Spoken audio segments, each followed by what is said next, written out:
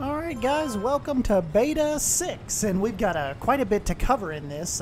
They just released this, so what we'll do is we will, maybe we can go into the changelog a little bit, but one of the first things I did, and one of the first things about the, in the little dev vlog, or dev blog, is the Mini Monorail. So yeah, it's not quite as large, hence the mini, and it's, you know, it's a really cute little way to get the guests around more like short distances is kind of what they were aiming for on this. A lot of the feedback they used from the community kind of centered back to not needing a big giant monorail, you know, just go from small little points in the park, but it's still cool to have this mini monorail to travel these short little distances, but still kind of have it up out of the way. So real quick, let's just we'll jump into the change log, but I'll just I'll show you that I'll just read to you the devlog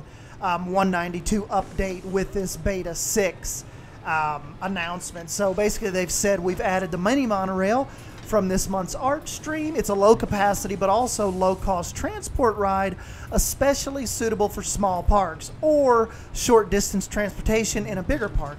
While working on the campaign, we noticed that the bigger monorails we already had make most sense in big parks, and the miniature railway can be hard to fit into existing parks, so this new mini monorail nicely complements the transportation options in the game, filling these gaps. And also they kind of go on to talk about how Garrett's kind of added some more animation and ride lights. So we've kind of got that going on too. And I believe they said Gordon had started or finished some new background music, so that'll be really cool. But yeah, let's just go over. We'll hit some of the highlights of the change log if you guys are kind of keeping up with this. So basically you've got added the mini monorail, added pine trees, which I've added a couple of them. There's one right there, so that is pretty cool. We've got large and small pine trees now. And let's see, new background music, new lights to more flat rides, added an option for changing flat ride light colors, added options for Mechanic and Janitor for customizing the task they should work on. So that's pretty cool. Now we will be able to tell them where we need them to go, what we need them to actually work on, instead of just like the kind of randomness, you know, the random just walking around getting into jobs. Let's see here. Added hovered object name as tooltip to object pipette tool. Added deco window remembers last open category, so that's really cool. The system, they're really evolving this and making it easier and easier and not so cumbersome, you know, to get these Parkitect builds in. Let's see, they added hotkeys for changing the size of resizable objects. Basically, they're the plus and the minus by default, but you know, you can change them to whatever you want. Changed mod objects to be researchable in non-sandbox scenarios, improved building of paths, improved building of transportation system pieces. They've improved the pipette tool to start building at the same height and rotation as the copied object, which is a really cool, because it was kind of a little bit annoying when it would either, you know, snap right back down to the ground, or like, so now once you're doing that, you're, you know, when you're using that pipette tool, it basically, whatever you copy, it will stay at that same height. So really cool addition. And that's just, you know, another thing that's so cool about these guys. Whatever the pet peeves are of the Parkitect community, these guys are like just checking it off their list. So if you've got that bug report, or you have something that's aggravating you, or you think that can streamline your building process, you know, definitely send a message over to these guys, because they are you know, ears wide open. They are ready and waiting for your feedback, so they can give the best game possible. And really cool what these guys have been able to accomplish. So Let's see, what else have they got here in my notes? Improved camera rotation behavior on very uneven terrain, especially with large vertical cliffs. Improved terraformer behavior when using smoothing option around vertical cliffs. Improved terraforming leveling tool performance. They said it should fix a crash on systems with low RAM, so hopefully if you've been having that issue, they have taken care of it with this beta 6, this update 192.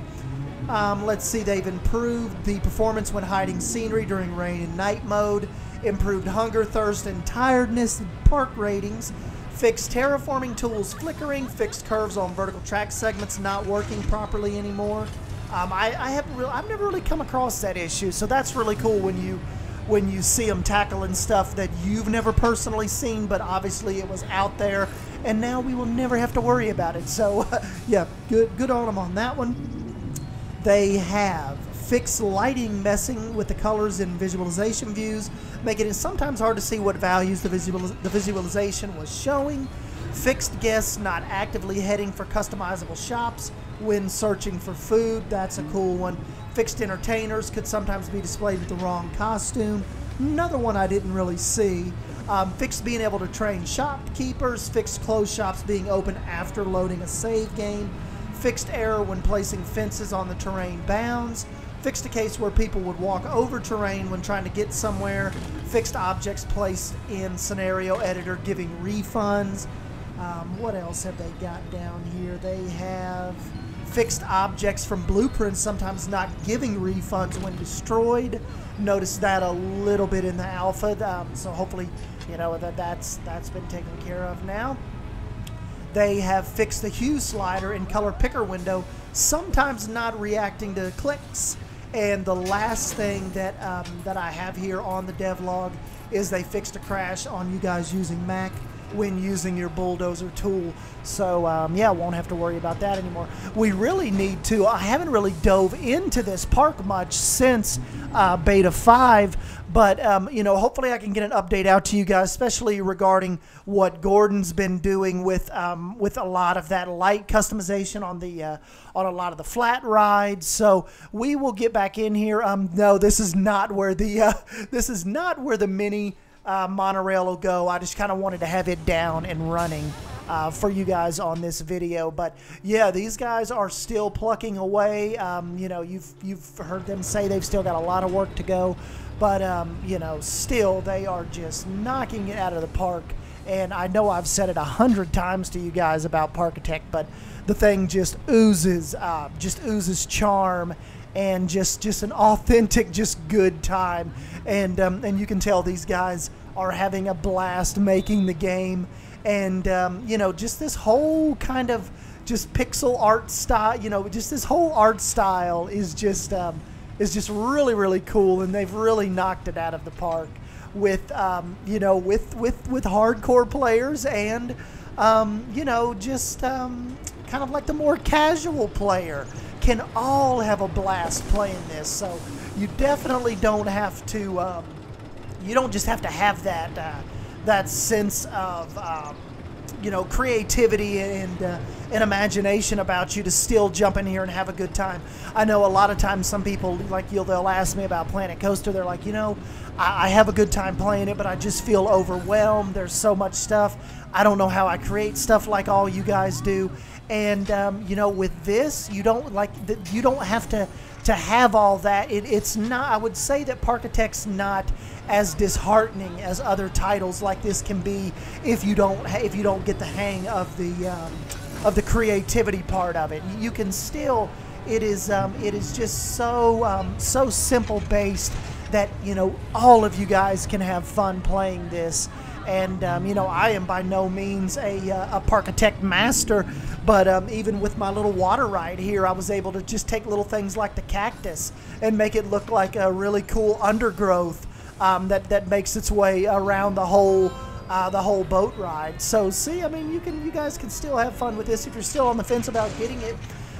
They are moving through these betas pretty quick, so I would probably look at picking it up now before the price jumps up when the game actually is released. So, like I said, they're moving through these betas pretty quick now. They're getting a lot of stuff off their plate. getting a lot of stuff done that they've been wanting to check off their list. So probably not much longer. I'd say this game is looking at a probably or maybe mid to late summer full release. So I would definitely get in on it now and give it a chance and just you know, see what you guys think. But anyways, guys, yeah, smash that like button if you end up enjoying this video. I'm Sdanwolf. Thanks for stopping by and hanging out with me, and I will catch you in the next video. Thank you. See you guys.